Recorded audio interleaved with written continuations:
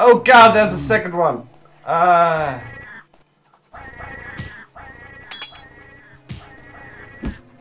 Oh, that was tough actually. Whew.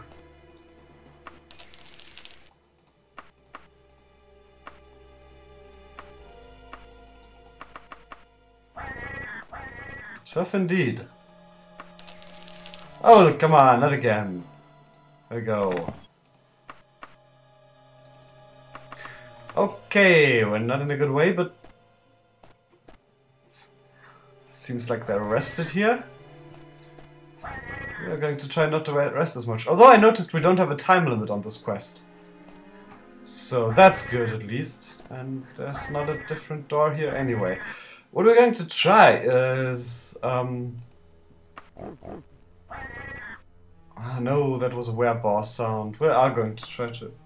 It's not going to work, is it? No. Thing is... There's a were-bar here from how I see it. No. Okay. Nope. I wanted to do something else. I wanted to...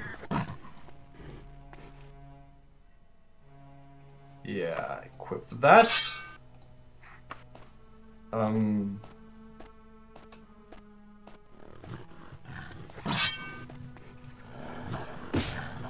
Ah, it works! Well, it would help if it didn't hit back, but still. Basic concept is fine. I'm going to try to replenish our life this way so that we don't have to rest so much.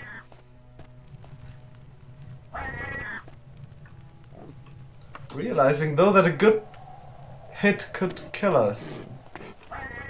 Probably will. Okay, more skulls hanging in the air, that's always fun.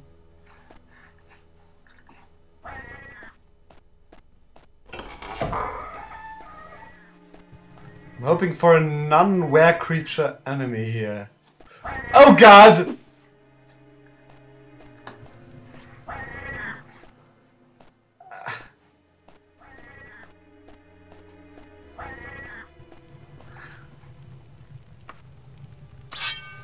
And I think it's time for a second potion. Yeah. Okay, that's good.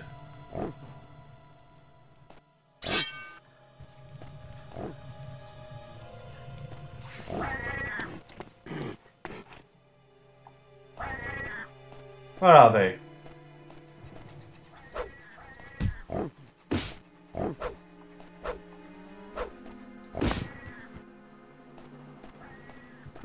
There was a second one though, wasn't there?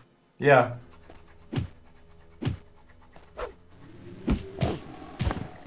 Yeah, so the katana of life stealing, not that good.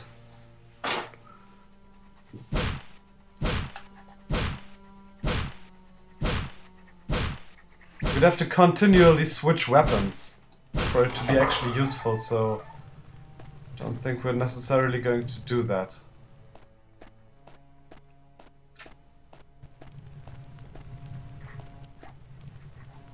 Okay, there's nobody here.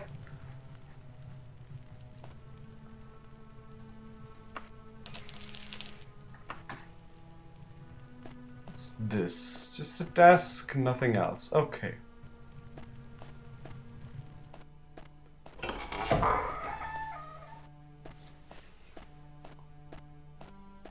Alright. Let's just go for the hell of it. Oh, okay. Well, yeah. Close it again for orientation's sake. Yeah, for a moment there at the beginning I'd hoped that this would be a smaller dungeon, but there we go.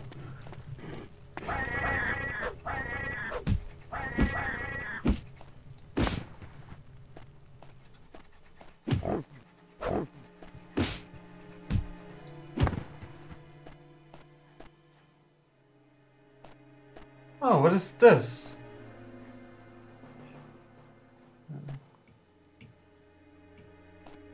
A death certificate! That might actually be what we've been looking for.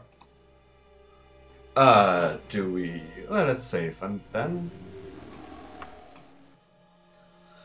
See if we actually have that. Parchment. Parchment. Recipe for... Yeah, who cares? Parchment. Parchment. Okay, I'm guessing it's one of the parchments then. Oh, yeah, that's new.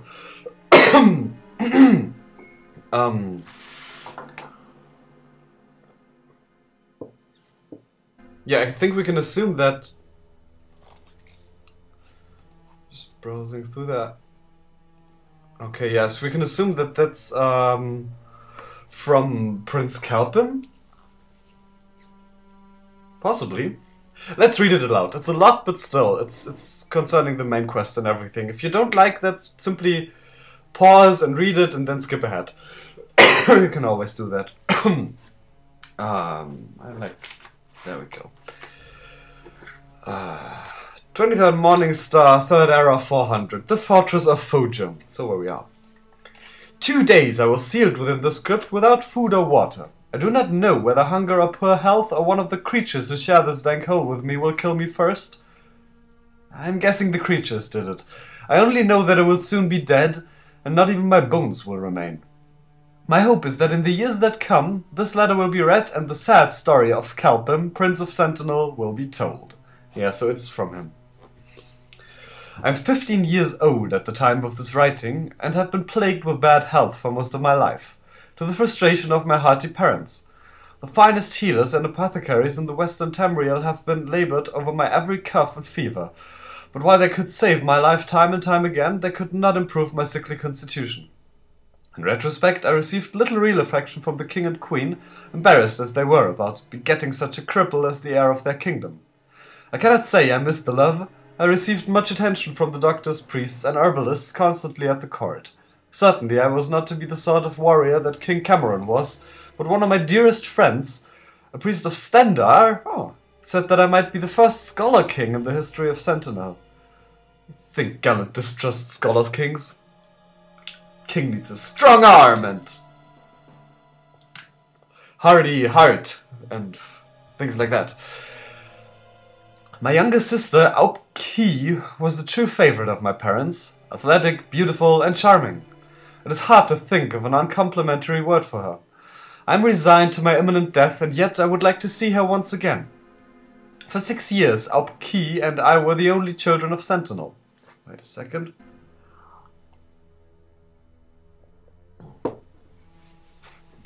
"8 years ago, the queen had a boy child and named him Gracklith, after the ancient Redguard word for strong king.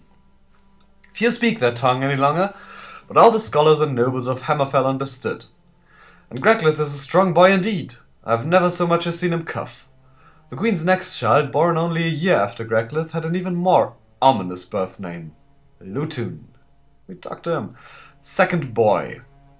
That's intrigues, alright.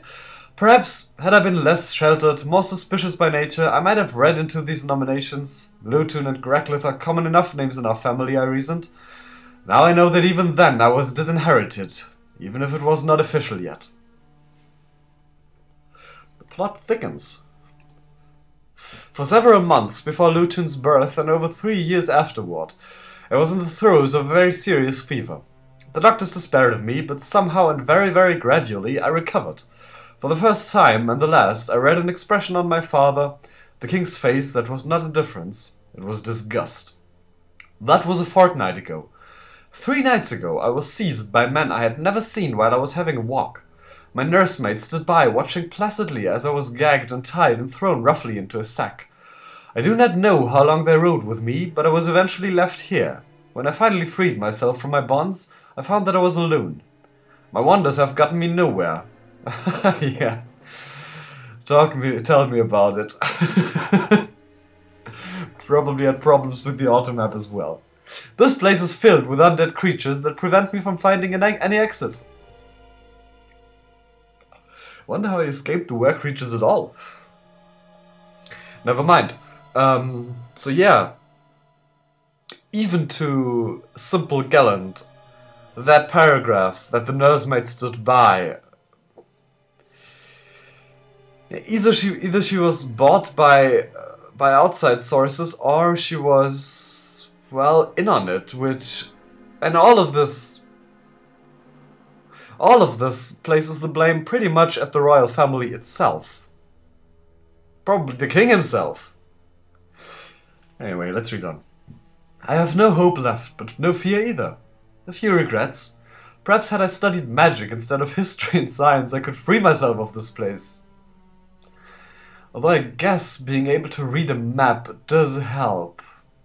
One of my tutors told the story of the Underking, how he had placed his life force in the body of a powerful being and had thus conquered all Tamriel long, long ago.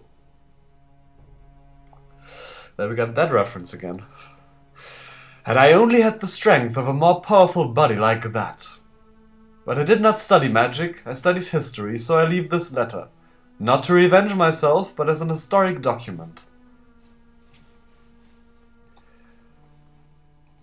It's interesting indeed. That's obviously what we came here for.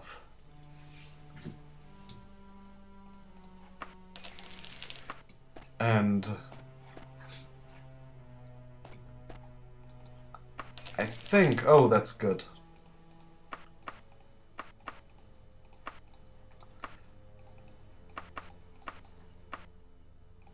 Let's take the red rose, because that's actually the symbol of Ebon Arm. So we're going to keep that.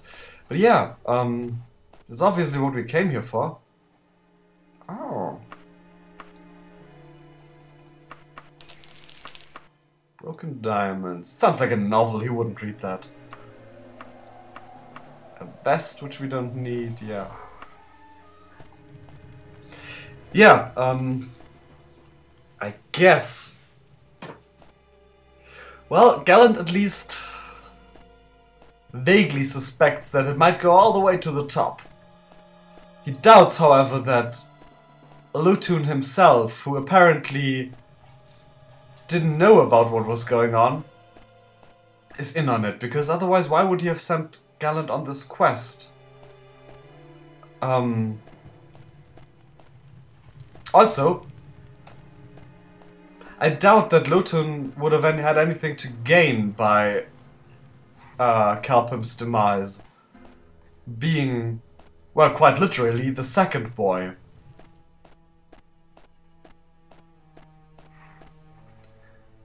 So I guess the best course of action here is actually to just do what we were told and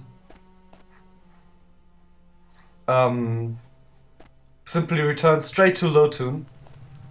But be aware of people, be wary of people at the court. Talk to nobody else. Where did I come from? Okay, gotta go to the right. That, I think, would make most sense. And in hope that he makes good on his promise to tell us about King Lysandus. Where are we? Okay,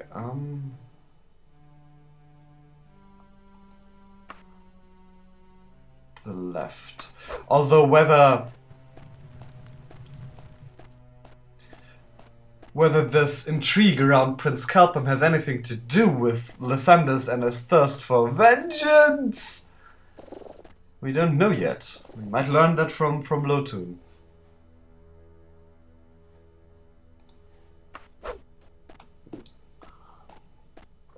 All in all, I'm pretty amazed that we got done with this dungeon so quickly. Okay, now we don't... well... to the left, alright. Wait a second.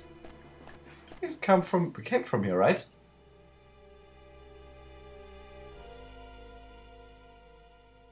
No, we didn't. No, it's still leading further downwards. So that's good.